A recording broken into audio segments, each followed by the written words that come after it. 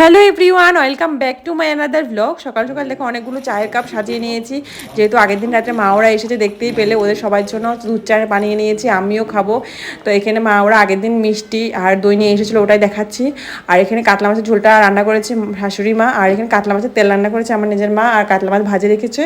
আর এখানে দেখো মা কিন্তু বাড়ি থেকে আসার সময় বিষ কচু ভাতালে সব কিছু নিয়ে এসেছিলো, তাই বিষ কচু রান্না করছে। এখানে বড় নিয়ে এসেছে ইলিশ মাছ, দেখো ডিমওয়ালা, একটা ডিমওয়ালা ইলিশ আর একটা হলো তেলওয়ালা ইলিশ এনেছে।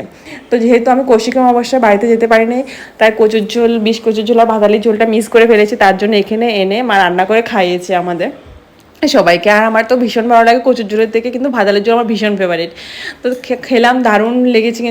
কিন্তু কৌশিক অমাবস্যার মধ্যে খেতে বেশি টেস্ট লাগে আর কি। যাই হোক, এখানে দেখো ইলিশ মাছ একটা ভাজা খেয়েছি, ডিমওয়ালা ইলিশ মাছ, পুরো এত ভালো লাগছে। এখানে ভাই, আমি আর বর মিলে বসে পড়েছি খেতে। আর বিকেলবেলা দেখো পাখিগুলো কত সুন্দর করে যাচ্ছে। আর এখানে অনেক দিন পরে আজকে মাছও খেলাম, অনেকদিন পরে মোমো খেলাম, যেহেতু অসহ্য গিয়েছে আমাদের এতদিন ধরে। মা ওরা যেদিন এসেছে এর আগের দিন গেল খেরি। তো এখানে দেখো অথেন্টিক মোমো নিয়ে এসেছে, পুরো এক প্লেট, পুরো 10টা মোমো নিয়ে এসেছে, আমি আর ভাই মিলে খাবো। আর এখানে তরকারিও জাল টাল দিয়ে নিচ্ছি সন্ধ্যাবেলা আবার। আর এখানে দেখো মোমোর সাথে যে স্যুপটা দিল, এটা পুরো মটনের চর্বি দিয়ে একটা স্যুপ দিয়ে